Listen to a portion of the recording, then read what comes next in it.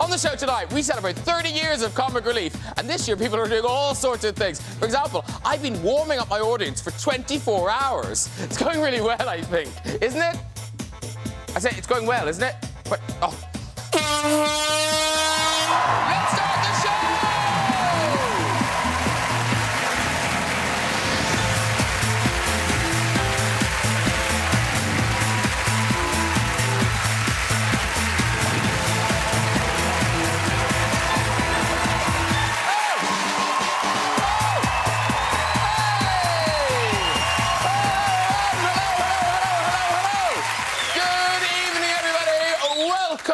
Yes, a week to go till Red Nose Day, and tonight it's all about comedy. On our funny sofa, we have Mr. David Walliams, the divine Jennifer Saunders, Mr. Jack D, the one and only Johnny Vegas, plus pop star judge and all-round icon Cheryl Fernandez-Versini is here. Yes. Cheryl Cole. I was confused. It's Cheryl Cole, in fact. That's what's going on. Yes. No, because I thought, who the hell's that? No. Anyway, this year is the 30th anniversary of Comic Relief, and since it started, they have raised £950 million. Yeah. But here's the big thing. This year, they are hoping to try and get that total to over £1 billion, ladies and gentlemen. Yeah, and with your help, they can. It's a big target, but with your help, they can do it. And all my guests tonight have performed unbelievable physical feats of endurance for Comic Relief. I mean, Cheryl climbed Africa's highest mountain, Kilimanjaro. Yes, she did. Jack D navigated the rapids of the treacherous Zambezi. And Johnny Vegas, well, he made a clay pot.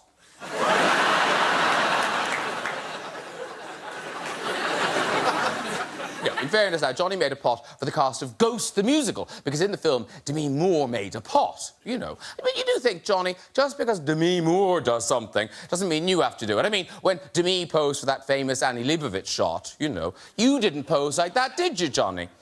Oh.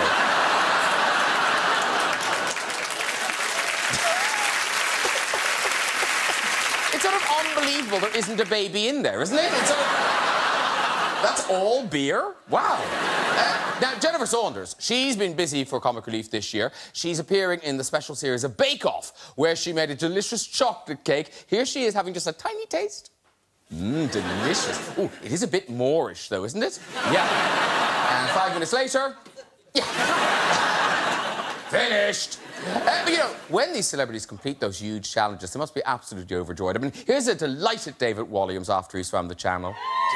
A thrilled Cheryl after she climbed Kilimanjaro. And an ecstatic Jack D after he canoed down the Zambezi. Let's get those guests on! I've hit the jackpot! It's Johnny Vegas! There he is! Oh, yeah, that way. Hello, sir. Hello. Give me anything, sit down. Give me a D, Mr. Jack D! Woo! Hello, sir. Lovely to see you. Have a seat, Bill. It's a yes from me for Cheryl Fernandez-Versini! Looking lovely as always. Hello, my dear. Hello. Sit yourself down. We're nearly there. Little Britain's Got Talent and David Walliams! Yay! Hello, nice man. Hugging. Okay. And crack up with the volley, it's Jennifer Saunders!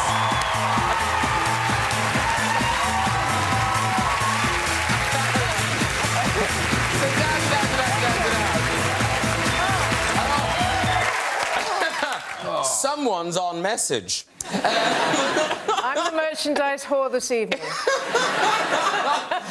If they make it, you've got it all. I've got it. Very good. Are you keeping those glasses on throughout? I'm actually looking at it. No, I'm not. I'm taking them off. Yeah, I see. I'll pass them along. Yeah. And seriously, thank you very much for kind of taking the time out of your lives to come and celebrate 30 years. It's a joy to be here with you. Well, that's very nice of you to say. Can we all take a moment to hate Cheryl? Because even in those, she looks good. Doesn't she? That's that's annoying. How did she manage that? No, see, that's how models sell us stupid clothes. Big eyebrows are all in the fashion, that's why. It's like Thunderbirds does sexy. Yeah, it is like sexy Thunderbirds. See, Johnny, you try them on. Why? Because, well, I just suggest they will look different. Am I not visually disadvantaged enough? That I have to look like a predator. On a charity show.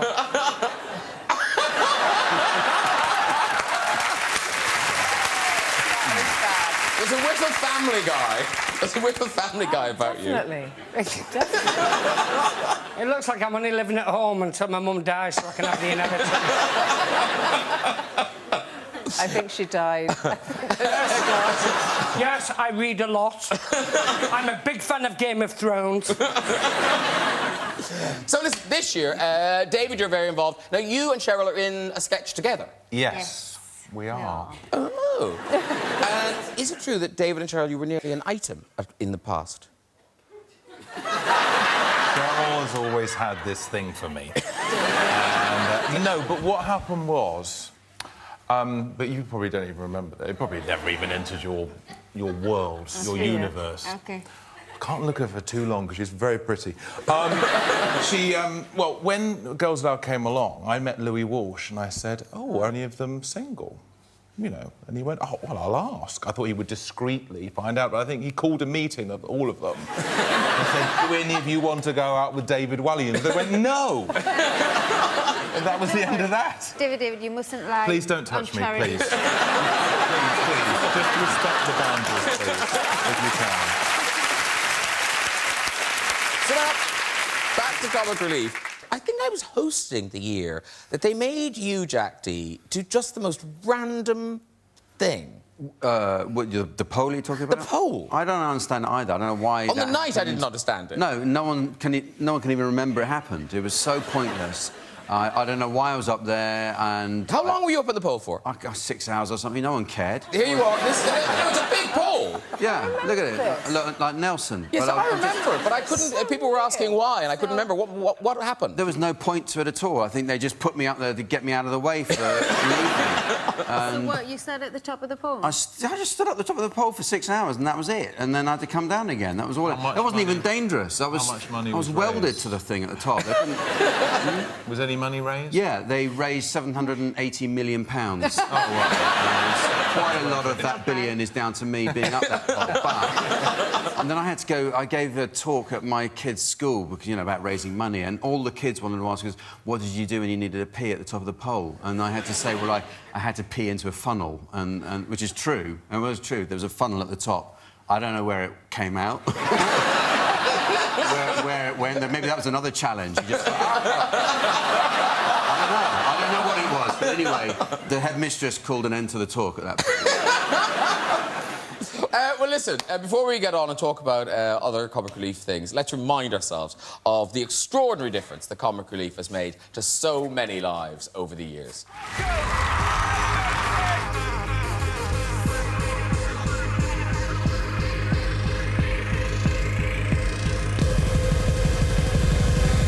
Just doing one of those Comic Relief appeals from Africa. You're not in Africa, are you? This is BBC Television, isn't it? 7 million. 75 million is £107,851. Anyone who's texted a fiver, you've made a lot of people's life very different today.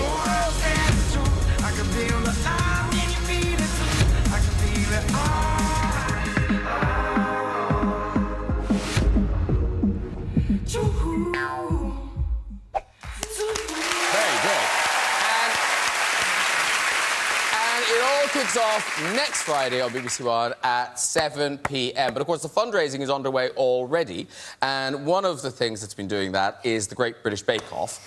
Comic Relief does. Yeah. Jennifer Saunders in the final. Yes. Well done, you. Thank you. Now, wait a minute. You might applaud that. I believe the bar was set quite low on your episode. I think you're wrong. Lulu, has she ever turned an oven on before? No, she hadn't. No, she hadn't turned an oven on. Joanna Lumley had never cooked anything. She has a banana for lunch and a small raw egg. I was the only one who'd ever, I think, probably cooked anything. So did you win by default? Just because No, I won because I was brilliant. Sorry. well, this is It was a good cake. This is your showstopper cake.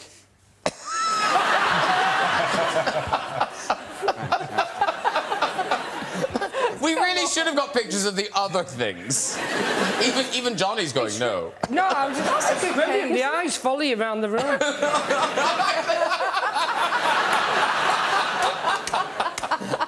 That's what every cake looks like when I approach it. Oh, no. No, I thought I'd have a longer life. What was it meant to be? It was a bed. It was a Dina's vodka-soaked bed. But there was some vodka The orange involved. thing are her pants. Oh, I see. That's her pants. Oh, and those are bottles. And that's her head, which is that thing there. The red cabbage. Yeah. Lovely. We didn't have a lot of time. Clearly. Thunderbirds, that's all. Back to that, look at it. But vodka was involved in the making of the cake. Clearly. Yes, and in the programme, I can tell you. No, 'cause you we did. had quite a lot of vodka. Because, Jack, were you asked to do this? I was asked to do You're it. sorry now. You'd have walked I'm very it. sorry now, having seen the efforts that they came up with. I was asked to do it, and I said... I wrote back as a joke. I said, no, I don't want to do it, because I find Mary Berry very aggressive. I don't like her attitude. And they wrote, oh, well, she's actually really nice, but if you don't want to do it, it's fine. I was joking. But Jennifer Saunders, we must talk about your biggest contribution over the years are the amazing sketches you've done and those kind of big set pieces. Well, I mean, Comic Relief is one of the few places you can actually just do anything you want. And they say, OK, what do you want to do? All right, we'll do that. Off you go. And it's been like a dream, actually. But then it is weird when you're working with the real people, because obviously when you did the Sugar Lumps, was it they called the Sugar Lumps? Yes. With the real Spice Girls? Yes. But they're there. Yes. So, do they find it funny looking Yes. in that mirror? Don't know how funny Victoria thought it was, but it was... Dawn is uncanny. No, that was one of the... Honestly, that was the best fun ever. Because we sort of knew them anyway, because we'd done sketches and stuff on French and Saunders with them. And they were just up for it. The great thing about Comic Relief is no one says no. Yeah. You know, we had Elton John a few years ago, and this year there's a Stephen Hawking. There's a sketch with him. We've also got Daniel Craig in a James Bond sketch. And the great thing about Comic Relief, no one can really say no. It's actually like... They have to have a really good excuse. Like death. Yeah. Sorry, I died. I can't do it. I'm dying. Sorry, I can't do that. You mentioned Stephen Hawking. How do you get Stephen Hawking involved? Well, you ask him. How does that happen? Is he on Facebook? Do you message him? I don't know exactly. It's hard because you kind of have to write the sketch in advance and just check. This is actually a Little Britain sketch, with a Lou and Andy sketch with Stephen Hawking. What I like is it's quite un-PC, but you don't exactly know why. And we just got in touch with him. He knew the show, and he's a big comedy fan. And, yeah, he just agreed to do it. So we were absolutely thrilled. And we couldn't get him at a better time, really, with Eddie Redmayne just winning the Oscar. He's so hot right now. And yeah, went to his... No, but I mean... It couldn't be better. It couldn't be better. I mean, it's just great. I was just chuffed. And he gave me script notes as well. And I thought, well, how often do you get script notes from, like, a genius like that? And he'll go down in history, like sort of Isaac Newton or something, won't he? What sort of script notes did he give you? He said, well, we had two different Tom Baker lines, and one with Tom Baker talking about being nude, and then Stephen said, I preferred the version where Tom Baker said he was nude. And I went, fine. Yeah. Fine, anything you say. He's so hot right now. Yeah. But no, I was just absolutely blown away. And I was actually very moved by the end of it. I felt like crying just because I was so grateful he'd done it. Wow. But the funny thing is, he was actually just doing his emails while we were filming the sketch. He didn't need him to do anything other than be there. And he was just, you know, there was an email from Amazon and he was just looking at that. He's so smart, he can multitask. Well, here's a taste of that sketch. Oh, look! There's some ducks! You like ducks, don't you? What noise do ducks make? I'm late for my lecture on the origins of the universe. No, they don't say that. They say quack, quack. Can you say quack, quack? I am a university professor. Oh, then You should know what ducks say. Right, now we'll have a nice look around and I'll get you home, get your tea on, and if you're very good TV, you can watch Peppa Pig. Piss off. Very good. Now, comic relief. Big physical challenges over the years for the celebrities. Now, Cheryl, looking back, Kilimanjaro, that seems quite a lovely thing to have done compared to some of these really grim things. No. No? It was grim. Was it? Yeah, really grim. But it must be... It's so annoying when you do a thing like that and you come back and it doesn't even look hard. It's important, yeah. I'm telling you. It just looks like a slight hill. Exactly. I'm telling you. Cheryl, you know, my wife. They're the same person. A lot of phone calls today. Yeah. That's a great episode of Who Do You Think You Are? We found your mother.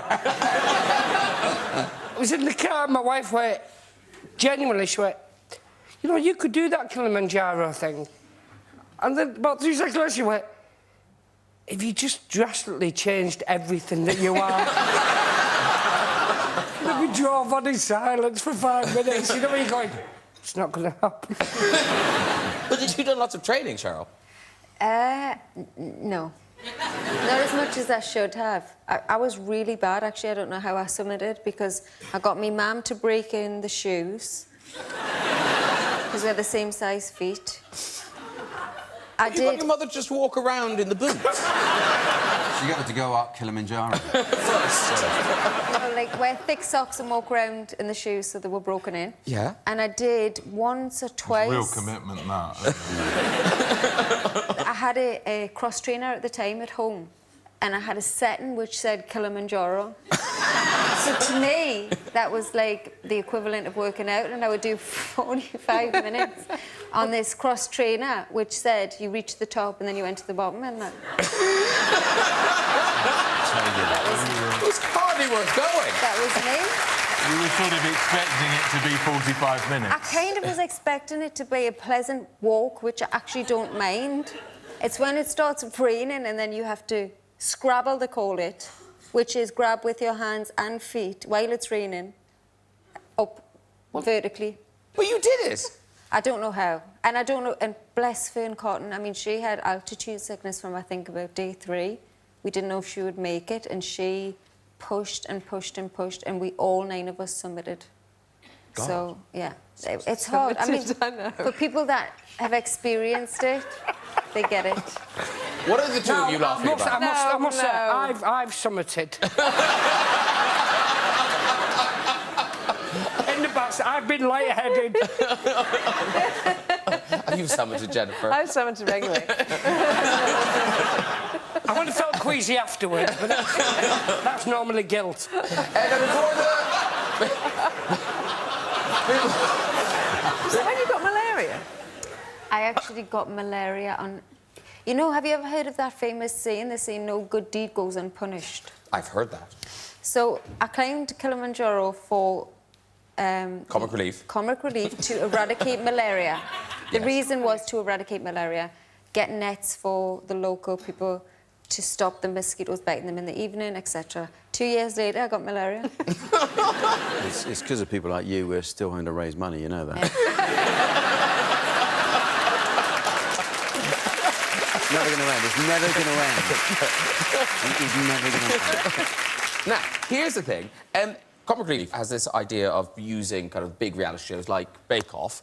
But Jack D, you were there for the birth of something that is still with us, Celebrity Big Brother. I can only apologise. It's just been...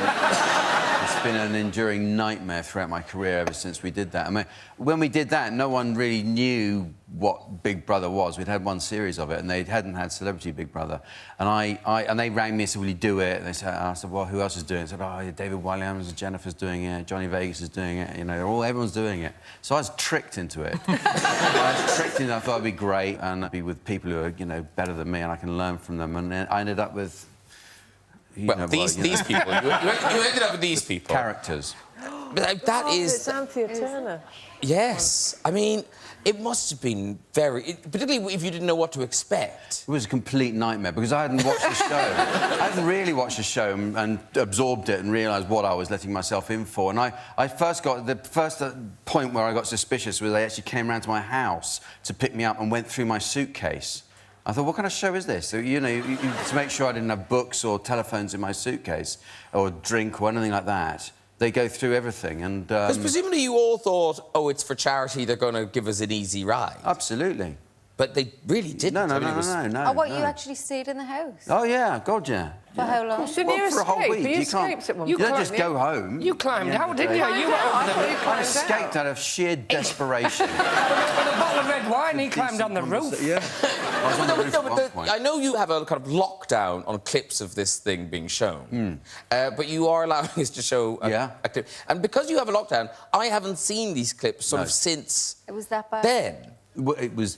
The reason I've never given permission is because they just want it for, you know, the best clip ever show type of thing. Yeah. And I just thought it's not what it was about, so... But what's amazing looking back is it's like Big Brother made in Azerbaijan or something. It looks like some sort of really... It looks like the house is made of asbestos. Yeah. It's pretty grim. And this is you... I mean, escape is too big a word for what happened, but you did leave. Well, I was trying to escape. I was trying to tunnel out and under the gate, and then I realised the gate was open anyway. That's I mean, it's real, like, you know, Steve McQueen stuff in reverse. So once I realised it was open, I was away. I went. Well, this is the clip of that moment.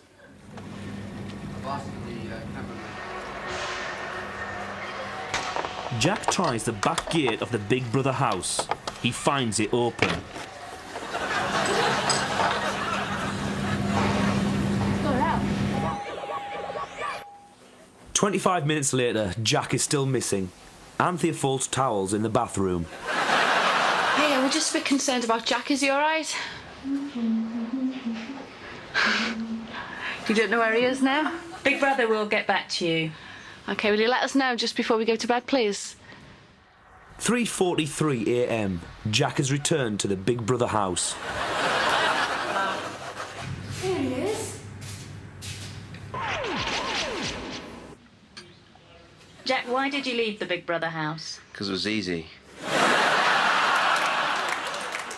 Jack, Big Brother recommends that for your safety, that you don't leave the Big Brother house again. I just sort of lost my mind because the door was open. And it feels funny in here. Wow.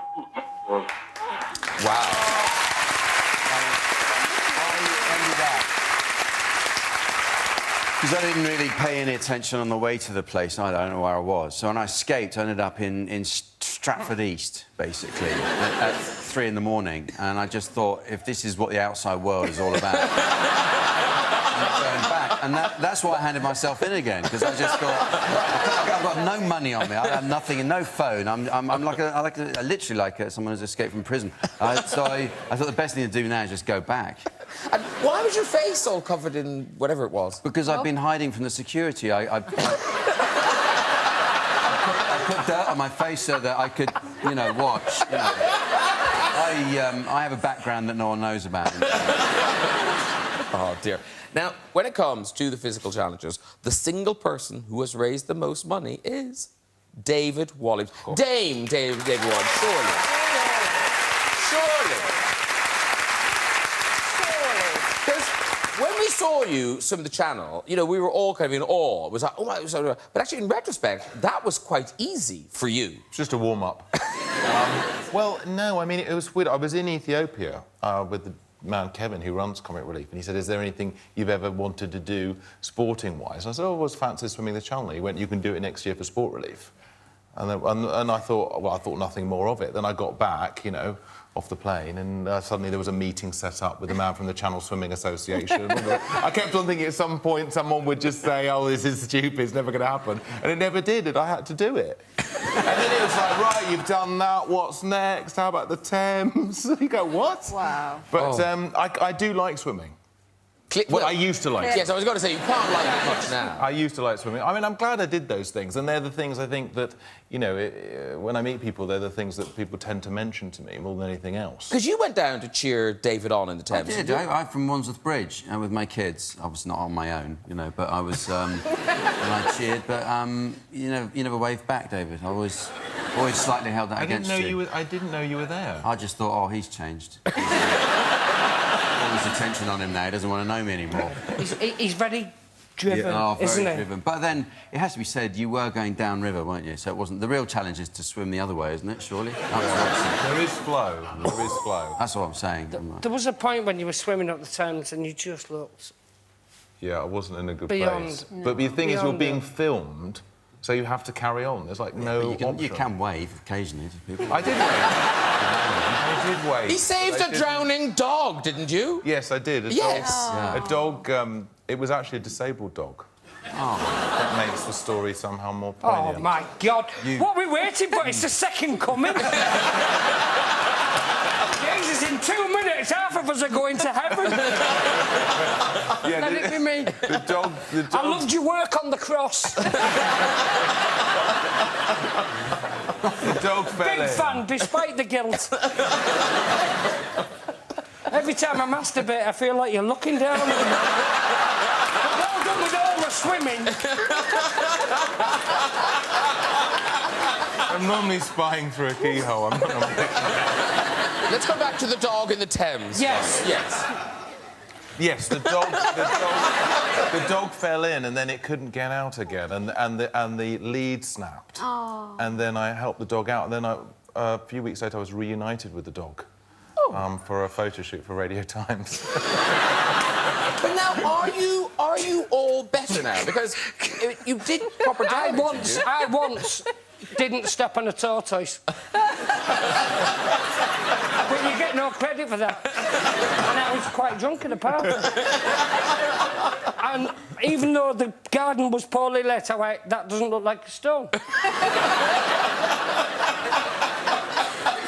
And I did a longer step than I normally would. And the tortoise survived. But I'm crap at swimming,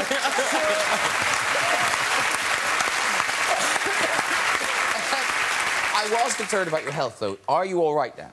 Totally. I am all right, but I had to have a bit taken out of my back last year because... From the swimming? Yes, because... What do you mean a bit? What bit? Out of your back? Yeah, something had to be removed because it had broken one of the... one of the vertebrae? Yeah.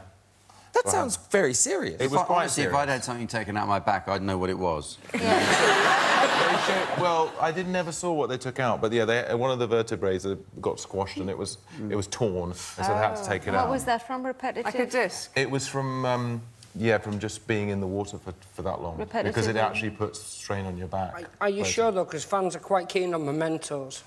You could have had a surgeon who just went, I've got a bit of his back. I've got a bit of David Walliams' The great back. thing is, I never have to do anything ever again. Yeah, you are off the hook now. I'd love to, but the back. We talk about comic relief changing lives, and in a way, weirdly, comic relief did change your life, Cheryl. It did.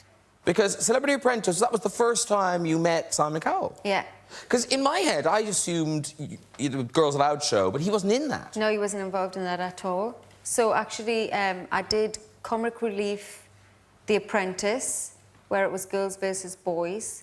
Nobody had the nerve to call Simon Cowell other than me, which I did on camera, so I had evidence. Hard evidence. Yeah. So I left him, he didn't answer the phone initially, I left him a voicemail saying, it's Cheryl, I want some money from you. Fair point. Yeah. I'm doing comic relief.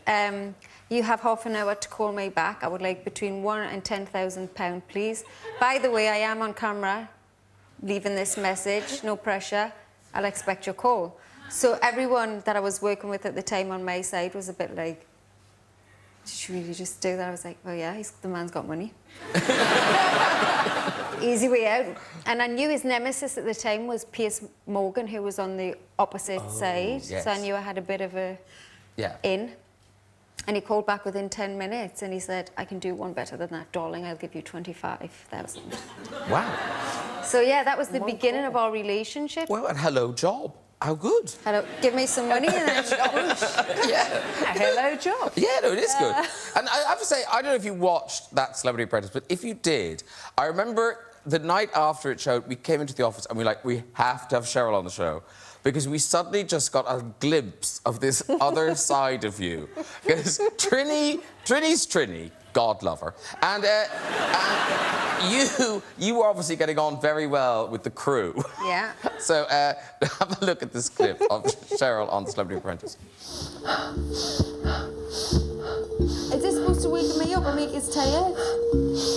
Really do the breathing, you're not doing it.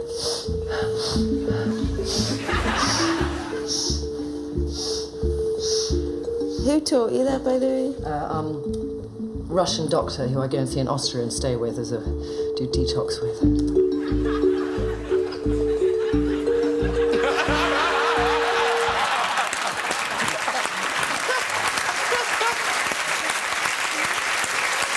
That's so funny.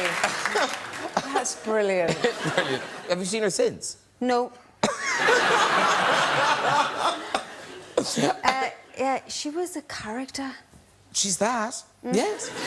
Now, Johnny, we saw that you've done a pot thus far. Yeah. Yeah, but this year you're doing, is it a live sketch you're doing? I am, yeah. I'm One Direction. I'm going to be one of the singers out of that. Which one? I don't know. He has a red hoodie on. I've watched it. Look, I'm aware of them.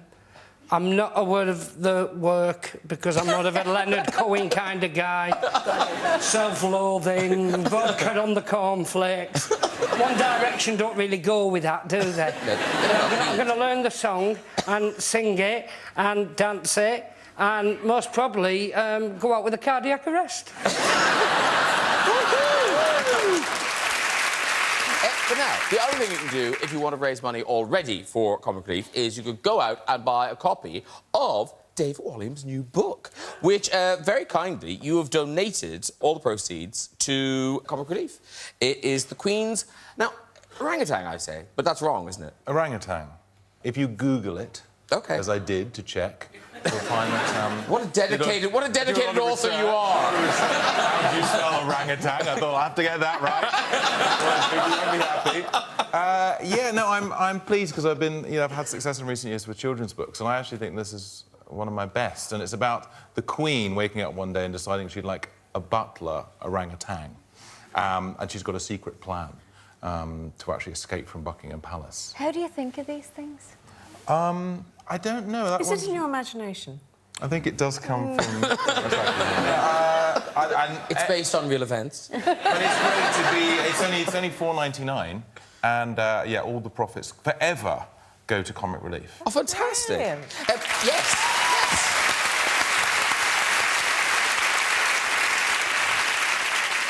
Now, listen, our time is nearly up, so we're going to end with a film. Now, one of the themes of this year's Comic Relief is reunions, and this film tells the story of a very happy reunion indeed. So, David, do you want to kind of introduce this? Tell us about it. Yes, it was about 4 or 5 years ago I met a boy called Philip, and he was living on the streets of Kisumu in Kenya. He was an orphan, both his parents had died, and really that was just before I swam the Thames, and I went back to visit him a couple of years later. And the money raised, the money so generously given by the public, put him in school, got him reunited with his uncle, and we went back to see how his life is now. And it is really important to remember that, you know, because the films often show you why we need to give the money. But it's lovely to see a film like this that reminds you that actually the money does make a difference. I think it's really good, and you were talking earlier about, you know, the fact that Comic Relief may well, you know, pass the £1 billion mark, and so I think it's really important to do these success stories, and it really does work. And it's really hard because you'll hear some fact that, you know, there's so many million children homeless in the world, but actually it's really great to focus in on one child and really get to know their story and why and how they can be helped, because it really does work, Comic Relief. In 2011, I met a little boy called Philip. His parents had died, and he ended up living on the streets of Kisumu in Kenya. This is where you sleep? Here, down here. So we put the boxes down here. I mean, this is in the middle of 2 really, really busy, noisy roads. Yeah. You know, sometimes I'm just alone. We asked you to help, and I've come back to see how much his life has changed. Well, hello. How are you? Nice to see you. My word, you've grown. You're a big, strong man now. I've grown too, I've got fatter. When I met him in 2011, it struck me that he still had a dream to go to school, to get an education, to make something of his life. That's exactly what he's done. With just a little help, his life is back on track. I used to sleep on the ground. Now, as I'm sleeping on the bed, it's so soft that as I think of the past, I feel like I'm happy now. Yeah, and I'm enjoying life.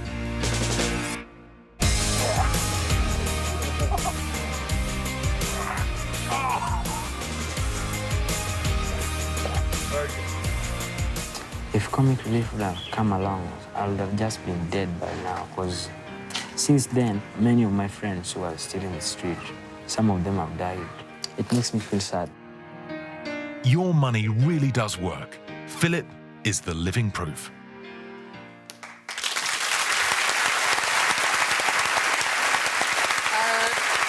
Don't forget, it's next Friday night. Next Friday night, Comic Relief starts here on BBC One at 7 o'clock. But if you've been inspired by anything tonight, you can already start to give by texting this number. To donate £5, text the word 5 to 70510, or to donate £10, text the word 10 to 70510. Text messages will cost £5 or £10, plus your standard network message charge. And 100% of your donation will go to Comic Relief. You must be 16 or over, and please ask the bill payer's permission. For full terms and conditions, visit the website at bbc.co.uk/rednoseday.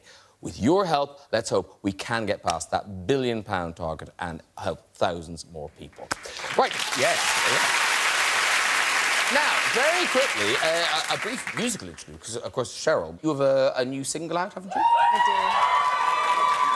do. Yes. Word is really... By the way, have you cut your hair? I have. I've cut it and I've dyed it red in aid of Comic Relief. I think there are brighter reds than that we could go to, yeah. For Comic Relief, I definitely think we should go a bit brighter than that. Would you? That is like... Why don't you then? I think this colour, this We can colour. arrange that. No, I'm talking about for you. No, we can arrange that. No, problem. I've backfired now. Not a problem. Whether it's backstage, it could be arranged. Not a problem. Next time you see Jack Day, Yeah, leave it alone. I'm strawberry blonde. But we've got a clip. What's the name of the new single? It's Only Human. Only Human. It's out on March 22nd. 22nd. Just keep your fingers crossed. Sign your luck and sing your loss. Until your love so loud. If you listen, you can hear it shout. You are the universe.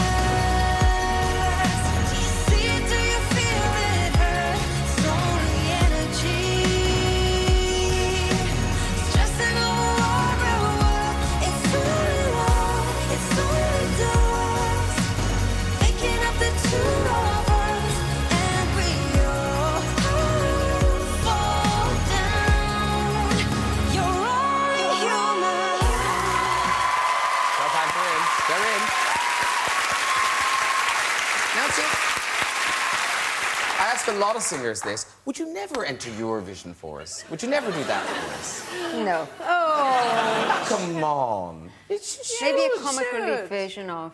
Yeah. Dye your hair red. Get on there. That's what I need. That is Cheryl sings Eurovision. I like that. I keep setting fire to places just to have that explosion behind me. For that great look. Yeah, just to look sexy, and I end up, a night in the cell. You'll get celebrated for it. I look bloody amazing with the gas explosion behind me. I leave the cooker on all the time.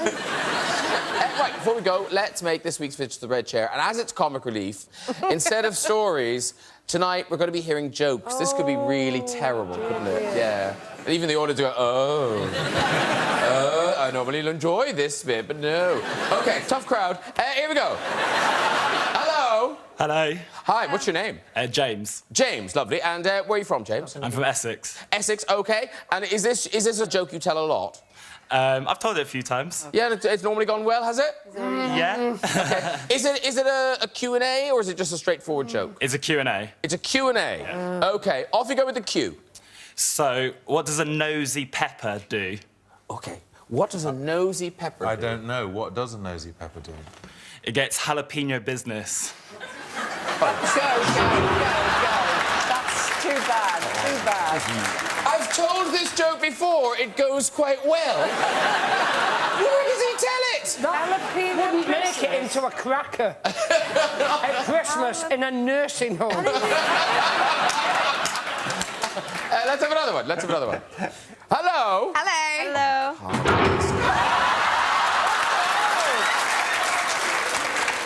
I felt like I was at the Christmas office party. It was wacky. Sorry, was that mean? Yeah. Yeah, It's quite mean. I've got another one now. It'll be her again. Oh, no, it's not. Hello. Hi. Hello. Hi, what's your name? Hazel. Hazel. Lovely, Hazel. And is this a joke you've told a lot? This is a joke, and that I have told a lot. It's a special Geordie joke for Cheryl. OK. OK, Geordie joke for Cheryl. Off you go. OK, so Your Royal Highness, Prince Charles, goes to Balmoral to visit his mum, the Queen. Right. And in he walks the next morning. Good morning, Mother. But he's wearing something very much resembling a dead fox on his head. And the Queen says, oh, Charlie, can one tell one why one has got a dead fox on one's head? And Prince Charles says, oh, yes, well, actually, I was a bit confused as to what to wear, so I asked my new butler. The orangutan didn't work out, so I've got a Geordie butler now. And when I said, what should I wear to Balmoral? The butler said, Balmoral, wear the fox hat. That's not bad. You can walk, Hazel. You can walk. She's not bad, this joke. We want some bad jokes. OK, let's have another one. Let's have another one. Hello, sir. What's your name? Hello, my name is Julien. Already I'm liking this joke. It's got an accent. Are you from France? Yes, I am. OK. But there's no shame in that. OK, Julien, off you go with your joke. OK, there is a man who is setting up his new computer. He's very... This is my favourite joke so far. He's very proud of it, and his wife is sitting just next to him. And comes the moment where he has to set up his password. And he's thinking, what can I put? And he has a brilliant idea. Oh, I will put my penis. And on the screen, there is a red message, and his wife just laughs. It's written, too short.